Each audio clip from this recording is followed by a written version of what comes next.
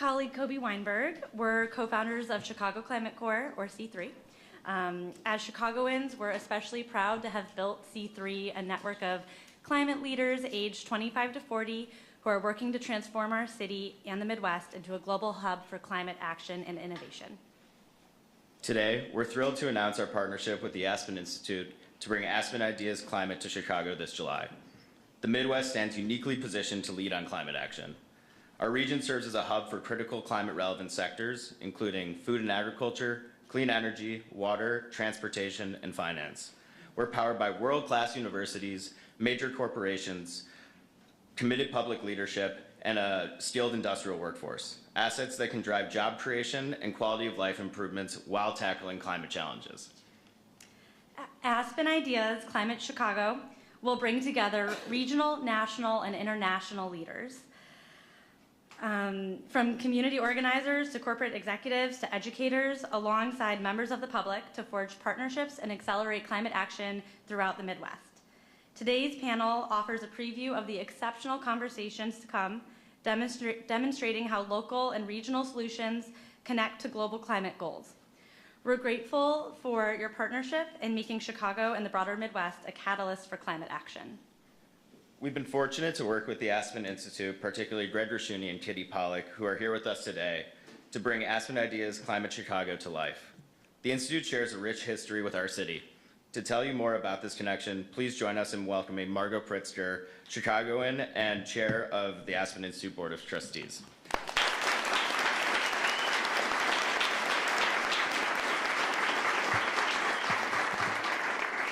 Good morning and welcome. On behalf of the Aspen Institute, I'm honored to greet you in our great city, a place that's long been a center for ideas and bold leadership. This year marks the 75th anniversary of the Aspen Institute, and Chicago played a vital role in our founding. In 1949, Walter Pepke, a Chicago business leader, gathered thinkers in Aspen, Colorado, to ask a fundamental question: what does a good society look like? That question still drives our work today. The Aspen Institute brings together leaders through fellowship programs that cultivate values-based leadership, policy programs that drive meaningful change, and public dialogues like the Aspen Ideas Festival and Aspen Ideas Climate. Both of those and many other of our public programs to tackle some of the most pressing issues of our time.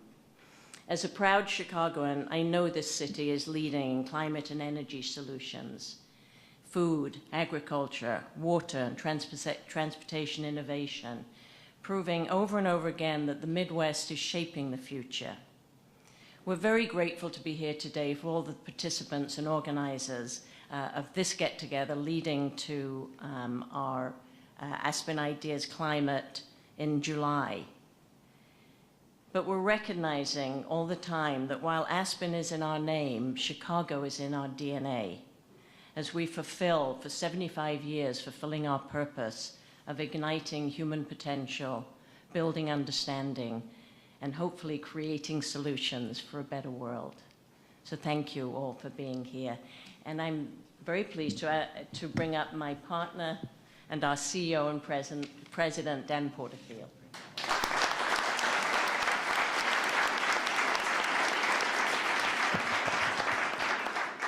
Thank you, Margot. It is quite an honor to be introduced in the city of Chicago by Margot Pritzker, a pillar of this community. And thank you, Margot, for all that you do as chair of the Aspen Institute.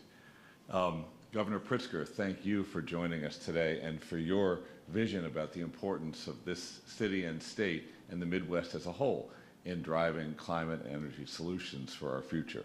Thank you so much for your support. I would like to also thank Kobe and Rachel and C3 for their leadership, and to Hire 360 for letting us use this fabulous space.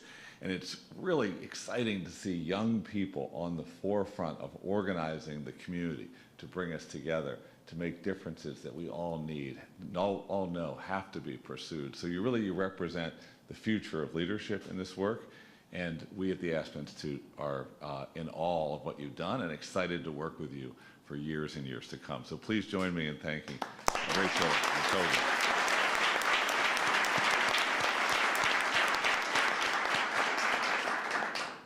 So as Margot said, this is our 75th anniversary, and that Chicago is very much in the Aspen Institute's DNA.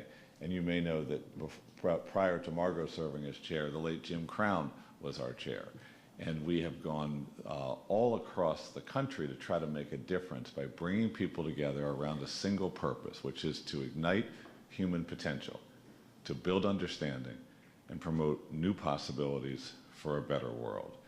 And that is exactly what Aspen Ideas Climate Chicago is all about, igniting the potential we all have to come together, to go deep on the issues, and then with that knowledge and those relationships to work together to address the problems and pursue the opportunities in front of us.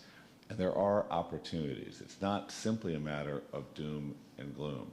There are jobs to create, there are startups to finance, there are communities to empower, there is water to protect, there are children to educate, there is a community to serve and to elevate through this work. This is actually a lever for advancing our shared interests as a society, and certainly the shared interests of Chicagoans.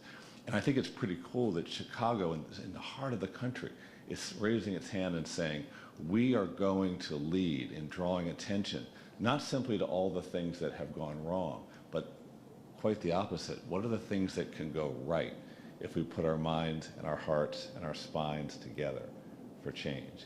And as we do that here, partnering with Greg Gershuni, Kitty Pollack, their extraordinary team, we will reach out across the country and around the world to share both what is happening here in Chicago right now, who's making a difference right now, and to draw to the city and to these convenings that we'll have international and national leaders so that people in other parts of the world can follow the example of what's being done here, and so that the progress that's being done here can hopefully inspire other communities and other places, not to be passive, not to be cynical, which cynicism hasn't solved one problem, but rather to be change-oriented, productive members of a great community. So we hope that Aspen Ideas Climate will bring both new ideas, but also elevate the leaders and the thinkers and the great ideas already being pursued.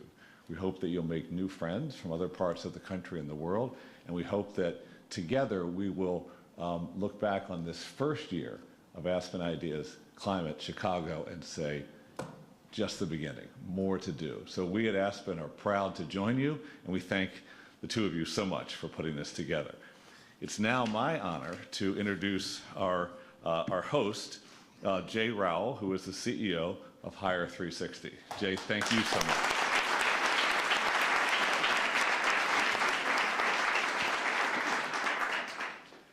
Good morning, and welcome to the Hire 360 Training and Business Development Center. Thank you, Dan, for the kind introduction and for selecting our center for this critical discussion on climate and workforce development. We're honored to host such an important conversation. And we look forward very much to working with Chicago Climate Corps and the Aspen Institute team on this awesome climate summit happening here in July in Chicago. This event really represents a pivotal moment to address the intersection of climate action, workforce opportunity, and we're excited to contribute to this vital dialogue. But before we dive in, I want to take a moment to thank all of you for joining us here today in our newly renovated Training and Business Development Center, and it's great to see so many of our partners like Current, P33, 548, Trajectory, and so many more here with us today. So I'm very proud of the work Hire 360 is doing to create opportunities, whether it's through workforce training, apprenticeship, or business development. As you may know, Hire 360 is a unique non-for-profit partnership of the largest developers, general contractors, and trade unions focused on diversifying the construction industry through 4 pillars. First, we're scaling up over 200 diverse contractors to work on the billions of dollars of construction that's coming to Illinois, including green energy. Second, we're creating diverse supply firms, including the first Black-owned door supplier who's currently building out the space on our loading dock for his firm, and so many more. Third, we've helped get hundreds of candidates into every trade through our pre-apprenticeship program, including through a lot of great work with our partners at ComEd and the Take Charge training program that's focused on EVs and renewable energy. And fourth, we're working to inspire the next generation of construction workers by working with schools to show students how the great careers in construction can change their lives. In just 2 weeks, we'll be hosting over 400 Chicago Public School seniors to learn about renewable energy construction careers. And it will allow us to show off the great training that is provided here by our partners at the Illinois IBEW Renewable Energy Fund. But none of this progress would be possible without the vision and leadership of our next speaker. Under his guidance, Illinois has more than doubled its wind energy production. Illinois in 2003 generated more solar energy than in all the years prior. And Illinois will soon lead the nation in quantum computing, which should help us address climate and so many other pressing issues. So we're proud to partner with the governor's team, the Illinois AFL-CIO, and Climate Jobs to expand our training program statewide, ensuring that residents across the state are prepared for careers in construction and the clean energy sector. It's now my honor to welcome our leader whose vision and commitment has been instrumental to driving this progress on climate action and workforce development. So please join me in welcoming our governor, J.B. Pritzker, to share his insights.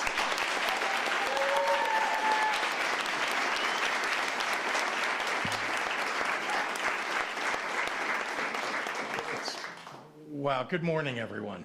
I really am so pleased. Thank you, Jay, for that very kind introduction. I'm so pleased to be here to welcome the Aspen Ideas Climate Conference to Chicago.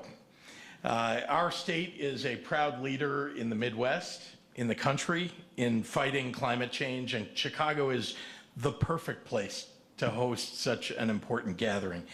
The Aspen Institute is a venerable organization, unparalleled in its ability to drive productive dialogue around the most important issues of our time. And its partnership with the Chicago Climate Corps will help deliver an outstanding multi-day event, bringing these vital conversations here to Chicago. I want to point out that I checked the weather in Aspen this morning, and it's exactly the same temperature in Aspen as it is in Chicago. So we did that to welcome you to Chicago. But, you know, I want to just offer a special thank you to Dan Porterfield and Margot Pritzker. Did I pronounce that correctly? The Aspen Institute's leadership really is outstanding, and I want to thank you all for choosing Chicago. You are not the first to make this choice to move your conference from Florida, it was in Miami Beach the last time, to Illinois, and you certainly won't be the last to move from Florida to Illinois. No offense to any Floridians in the audience, I don't think there are any, but so it's easy for me to say that. But in Illinois, we have beaches and we believe in science.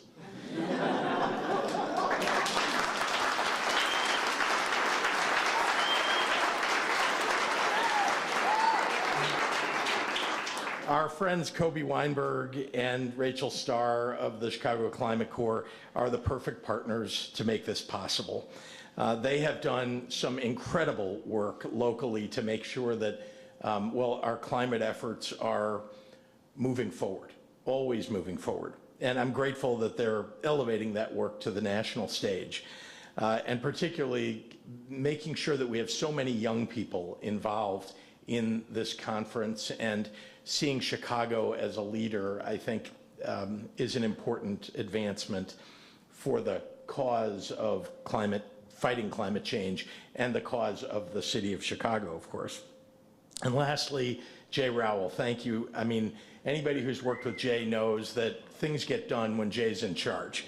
And all of the folks who work here at Higher 360, I'm truly grateful for all the work that you do to train the clean energy and sustainability workforce and to create new opportunities for Illinoisans from, all backgrounds. Climate change is one of the defining challenges of this generation. We have already started experiencing the consequences of the world's failure to act more quickly. Extreme temperatures, natural disasters, skyrocketing home insurance rates, resource shortages, and so much else. Lives are at stake, and economic damage is, well, no longer theoretical. We can all see it. Within the challenge that we're experiencing is also an opportunity. Beating climate change will require us to mobilize resources at a scale that, if done correctly, can transform our world for the better. We can build up industries that create jobs and opportunity for our people. We can make our communities cleaner and healthier. We can drive innovation that dramatically improves our collective standard of living. There is both danger and opportunity ahead, but we need to have ongoing, productive, honest, and creative conversations about the road ahead. And we need to take action. There need to be solutions.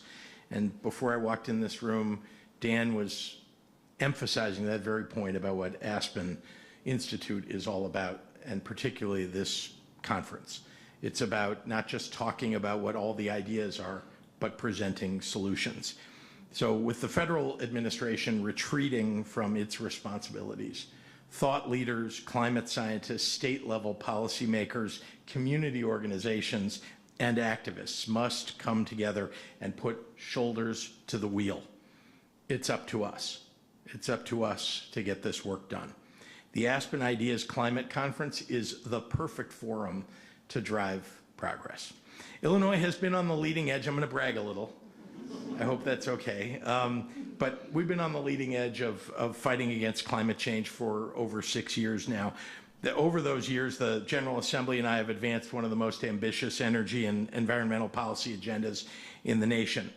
Our landmark Climate and Equitable Jobs Act, which was very hard to get passed. We worked on that for a year and a half. Where's my Deputy Governor, Bria Scudder, who was on the front lines trying to get that done. The working groups, I just want you to know, a lot of effort. Doug Scott, sitting in the, raise your hand, Doug, who leads our, Illinois Commerce Commission. But they together and a few others really led the effort for us to get that bill passed. And it was not easy, but we did get a lot of interests working at the table together, labor, business, the environmental community, which have similar interests, but sometimes divergent. And we made it all work. So I'm really proud of the work that they did. Our CEJA actually incentivized tens of billions of dollars of private investment. That's important for us to recognize that this isn't, throwing money down some hole that we're not sure where the end of it is. Actually, it's an investment in the future. And we've seen industries pop up in Illinois that we've never seen before, or some that were very small and now are very large. Renewable and clean energy development and job creation by the thousands is what we've seen. In just the last 3 years, Illinois has doubled its renewable energy production, not just wind, but solar too, I want you to know. And now more than 2/3 of the generation in the state of Illinois comes from clean energy sources. That's not a small number, and there are many states that are behind us. We have a lot of work ahead, there's no doubt, but we're making progress every year, and I'm really pleased about that. Today, Illinois is a net exporter of electricity to the rest of the country. Now, we've explored every avenue that we could find to reduce emissions and grow new green industries, including agriculture, biomanufacturing, carbon capture sequestration, and sustainable aviation fuel, among others. But I want you to know, we haven't really even begun yet. I mean, there's so much more for us to do, and I'm very pleased about the fact that we here in Chicago, we here in the state of Illinois are at the center of it all. Aspen Ideas Climate Chicago belongs here in this state, in this city, and we are so proud to host you. Thank you for being here.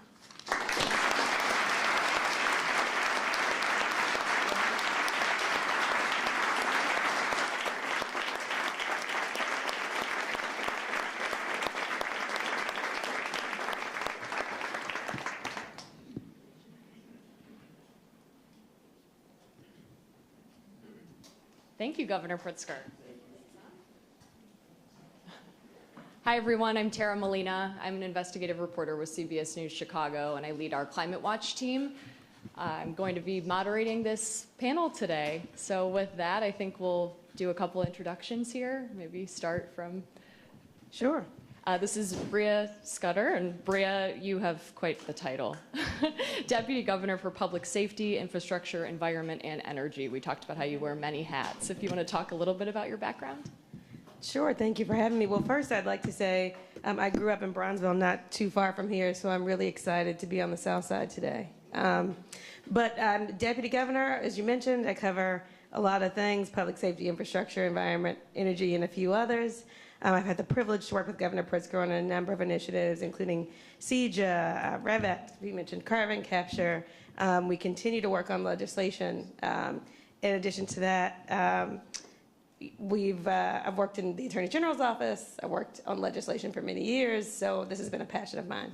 Thank you so much, Bria. And we have Gil Quinones, the CEO of ComEd. Thank you, Tara. Good morning, all. My name is Gil Quinones. I'm the president and CEO of ComEd. I've been here now in Illinois for about 3 years, coming from New York. But ComEd is the electric utility here. So we supply electricity to over 9 million Illinoisans in northern Illinois, about 70% of the population of our state. And we are thrilled. We are thrilled to be a partner in this clean energy transition with all of the stakeholders, government officials, policymakers, and can't wait for Aspen Ideas to come here in July. Thank you so much, Gil. And Utopia Hill, who's the CEO of Reactivate, a company within Invenergy. Hi, yes, thanks so much for having me here today. Very, very excited to be in my home state of Illinois talking about the clean energy that we can bring forth, not only to provide economic benefits to communities, but also provide growth for individuals as well. Reactivate is a renewable energy company that focused on distributed generation projects. Very, very happy to be part of the Invenergy company, which is a global leader in renewable energy solutions. And that's what we're about, finding ways to have innovation in energy for us to have as many opportunities for as many people as possible. So thank you for having me here this morning. Thank you, Utopia. And I think that's a great segue into our first question here. And while I may point a few questions at a panelist, feel free to weigh in on any question. We want this to be a conversation. Let's talk about clean energy. We know that there's an increasing demand everywhere and here in Illinois. Utopia, can you talk about that incredible demand and what needs to be done to meet it? Yeah, sure. You know, we are at a point in our society where we're seeing more energy demand and growth than we have seen for decades. And that's led by quite a few different factors. One of those that I'm sure is talked about a lot is just the growth of the cost to compute and the energy that's needed to compute for data centers, for artificial intelligence, as we're looking at cryptocurrency and quantum computing. That's an area of growth. And if we want to ensure that we are maintaining ourselves as global leaders in that space, we have to have the energy infrastructure to support that. We're onshoring more manufacturing here in the U.S. That creates a very large energy demand. When we're looking at different sectors, such as like electrification efforts that are happening across the country, the deployment of EV charging infrastructure, having choice. Households that want the choice to say, I want to implement clean energy into the grid so that it offsets the load at my house. Corporations asking for that. But even beyond that, just from a grid resiliency standpoint, we've seen a lot of weather events. The governor talked about that as well.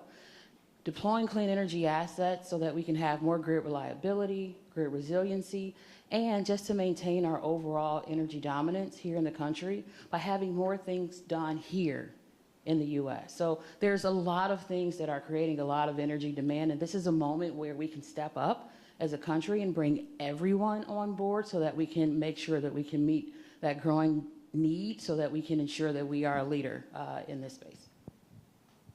And I could just add to that, not just the growth of data centers, but because of the governor's economic development policies, we're attracting other industries, quantum being one. We're attracting battery manufacturers. We're attracting a reshoring of manufacturing into Illinois, and that's driving the growth. I just told the governor in the hold room that, he actually turned on the 100th community solar installation that Utopia and her team built, the southern part of Chicago. And that was about a couple of years ago, I would say. Sitting here today, we now have 173 community solar installations in our state. So it's really growing fast. Last year was tremendous amount of growth in rooftop solar, about 350 megawatts of rooftop solar, and we now have total in our service territory alone in northern Illinois over 1,000 megawatts of residential solar. So it's growing fast. Demand is going up, but also the supply of cleaner source of energy is growing. Energy efficiency. We just have our record number of energy efficiency installation in our service territory, which is very, very important, not just for the fact that we have to use energy more wisely as we increase the use of electricity, but also it creates the most amount of jobs. Energy efficiency is a job creator, and therefore we really need to continue that investment. So just exciting to see that our economy is thriving, and that all the policymakers, again, from government, from our regulators, the Illinois Commerce Commission, setting the framework and the rules of the road so that we can really continue this growth is very encouraging for us to see. Gil, can you speak specifically to the role that grid modernization will play in, widespread electrification in Illinois? Yeah, so we need to modernize the grid. The reason is that the grid is the enabling platform to be able to decarbonize various sectors of the economy. We did a study with a firm called E3. They do a lot of this modeling on if we reach the goals of CEJA, what will the grid look like? And it projected that our demand, electricity demand, will double by 2050. And the peak electric demand that happens usually in July or August during the summer, that's the highest use of electricity, will now be in February because of electrified heating, right? So it's a completely different grid. We also did a study with our Argonne National Lab, another, just jewel in our region here, to project what would be the climate of Chicago, Northern Illinois, as we go to 2050. Well, it will be more akin to central Missouri. It will be warmer, more humid, and so companies like us, ComEd, we're already looking to our standards. We need to build probably larger transformers. We need to be ready to replace our poles more often because the bugs that eat our poles will be more, there will be more of them going forward. So we're looking at every aspect, and our grid is going to be different.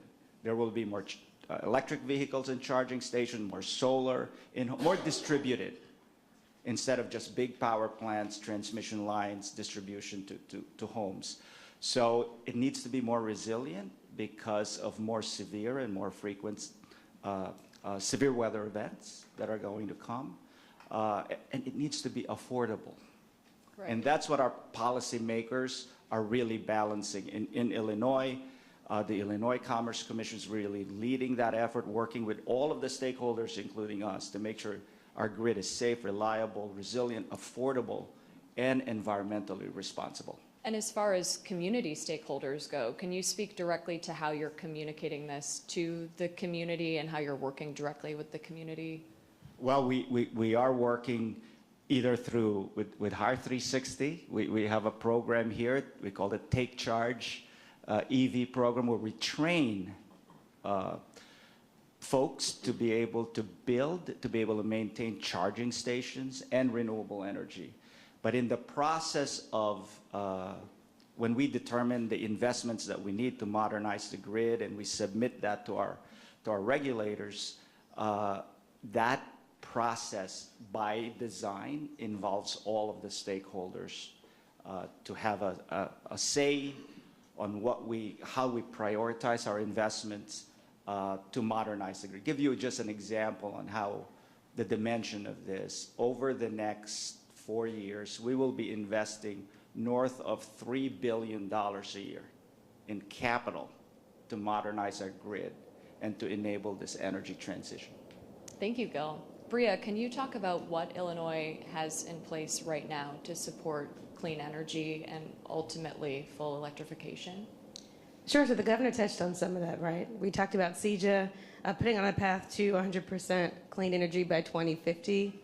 That includes so many different parts of that. So that includes workforce development, that includes funding, that includes goals for EVs. So there's so many different parts of CEJA that really is putting us on that path to 100% clean energy. And I'd also say just some of the things that we've added. There's funding for EVs. I mentioned EVs. We have grants that we're hoping that this administration doesn't claw back. Of course, that's going to be huge for us to meet some of those goals. And we continue to develop new policies. So working with the governor on things like the REV Act, we passed a hydrogen tax credit. The governor mentioned carbon capture. So there's so many policies that we've implemented to try and get us there.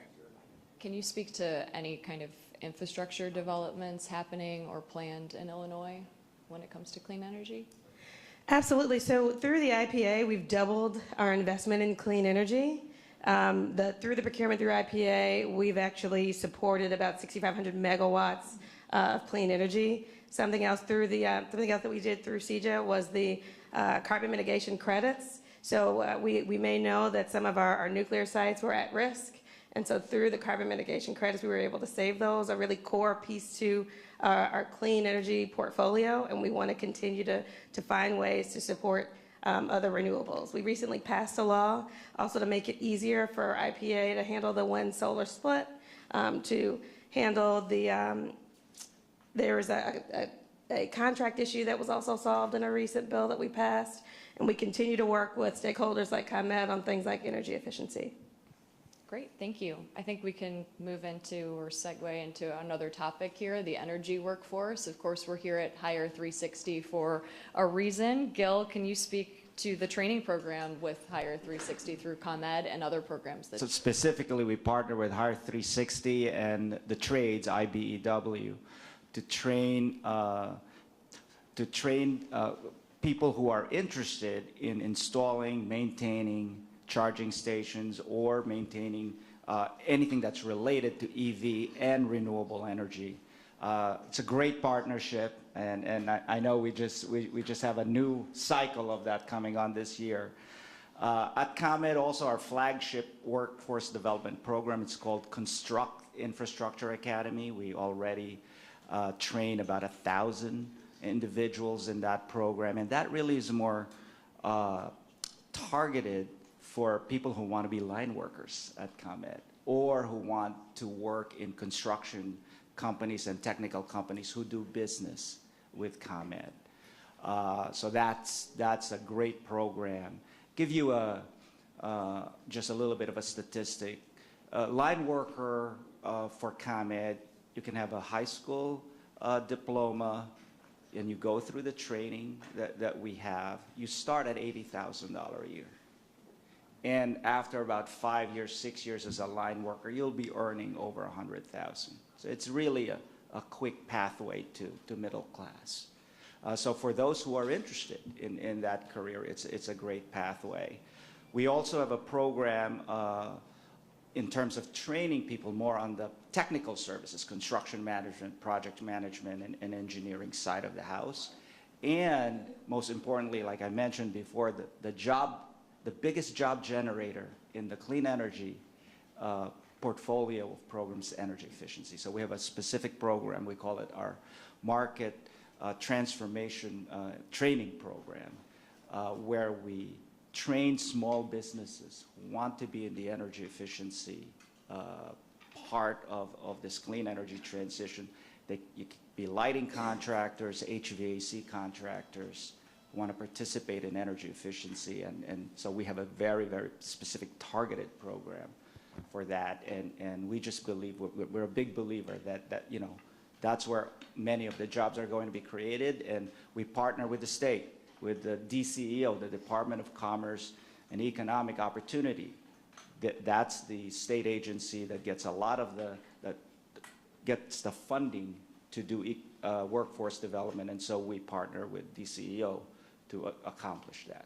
Thank you, Gil. Taking maybe a tiny step back, we know that there's a gap between the clean energy job opportunities and the workforce. Can maybe each of you talk about what your organizations are doing to address that gap? Sure, yeah, and if I could also touch on one of the comments that you made earlier, Gil, as well, just about the community benefits and the community impacts for these projects, because for us, workforce and workforce training is absolutely a key aspect of the work that we do, but it's really looking at how can we facilitate community-based projects where we're creating a regenerative income and a regenerative economy, not only for the households and the household income, but how are we making investments? How are we looking at the businesses that are in those communities so you have that ripple effect so they can continue to invest and help their economy grow?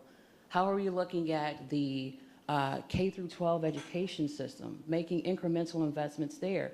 So when we look at the opportunities of the future, because we're trying to solve these tough problems where we need solutions, we need to look at the great minds of the future and the great minds that we have now, at the jobs that we have at the trade level.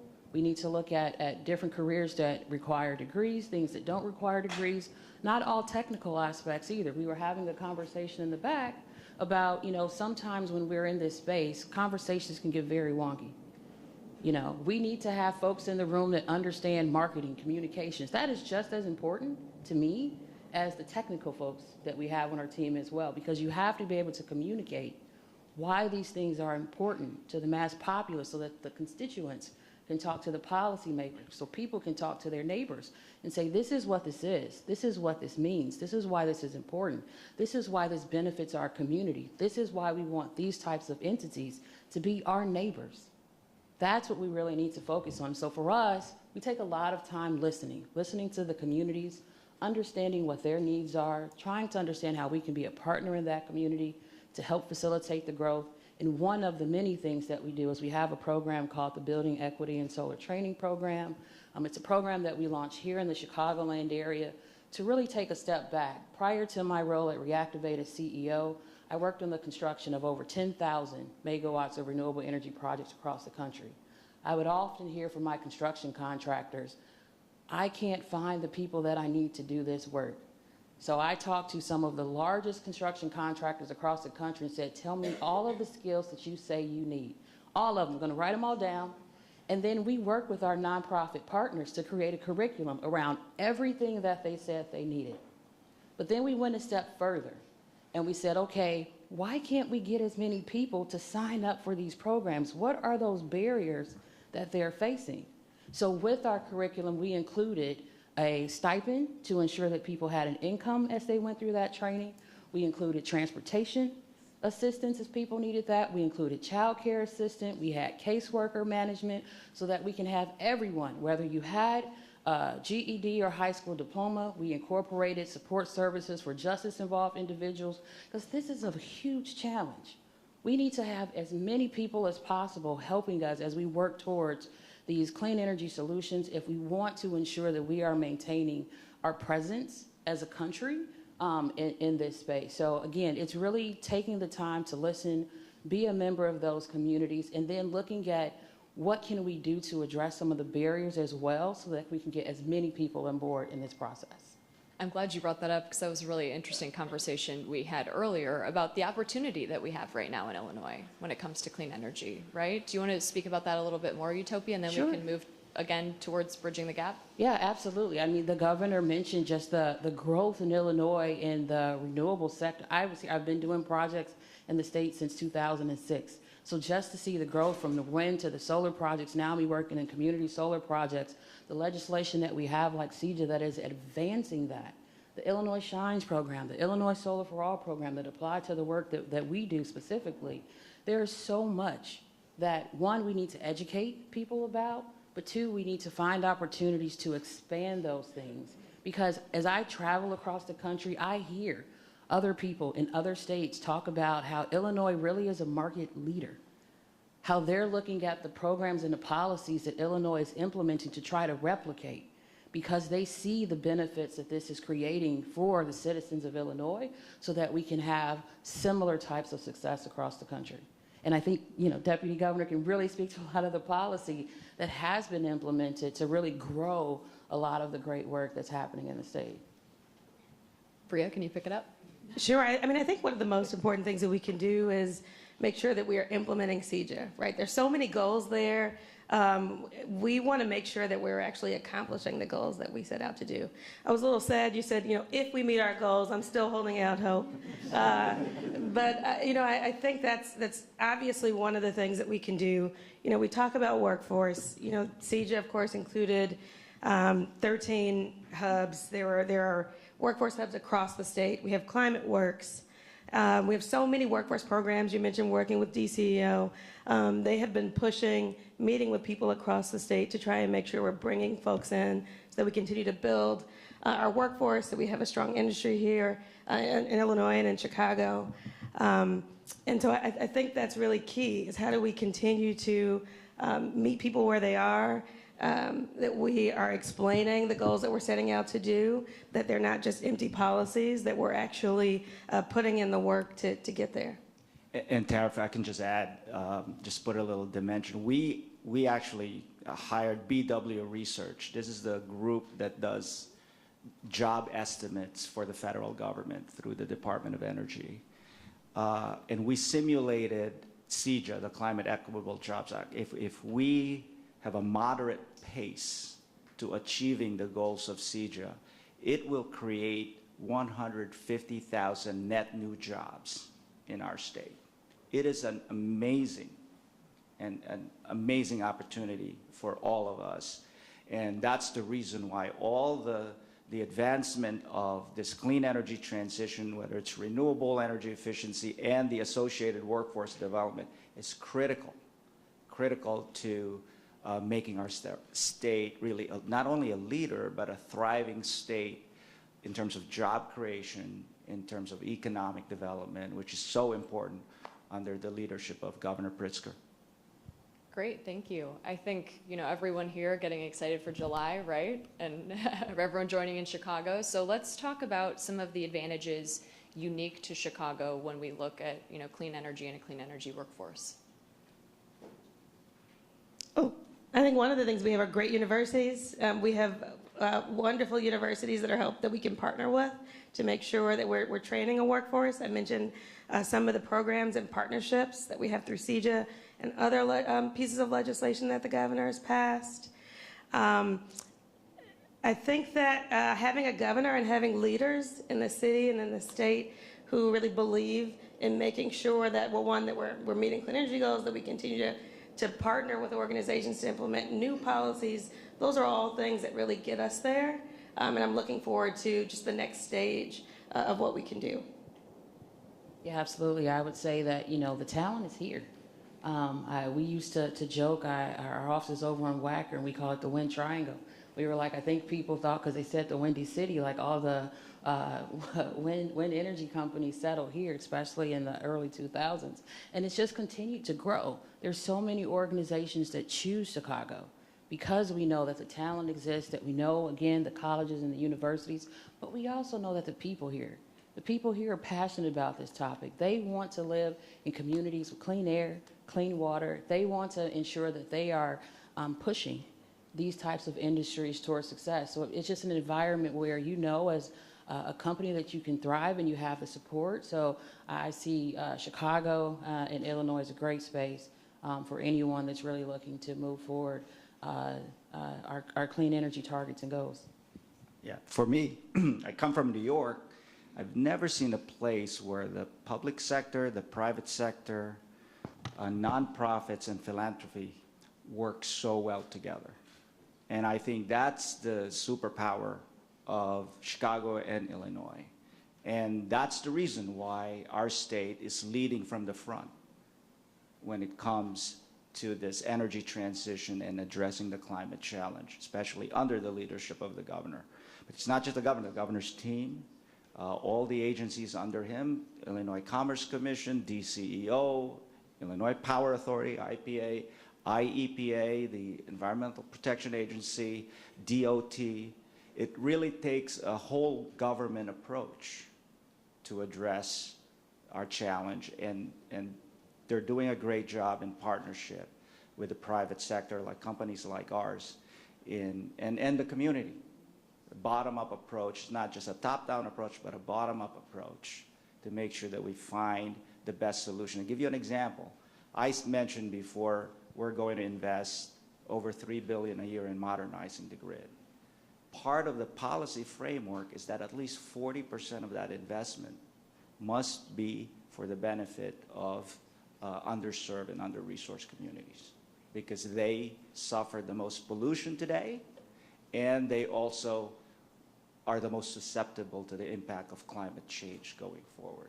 So it's really a sound policy, and it makes good business sense to do to really have a healthy and thriving state like here in Illinois. Thanks. Let's move into policy. So we heard a little bit about this earlier today. It's absolutely top of mind. Can maybe, Bria, you could start off by speaking to how the president's early energy policies have impacted the state of Illinois, and whether you anticipate any kind of change. You know, I've been asked that question maybe 100 times already, and you would think it gets easier. It does not. I have to show some restraint every time I think about it. You know, obviously, some of the actions taken by the new administration have had an impact on our state. There are a number of grants that are in jeopardy, whether it's CPRG, NEVI, Solar for All. There's so many programs that rely on federal funding, and so we're going to continue to fight. We're going to continue to try and carry out the policies and legislation as they were passed. And we're going to keep the priorities where they are for this state.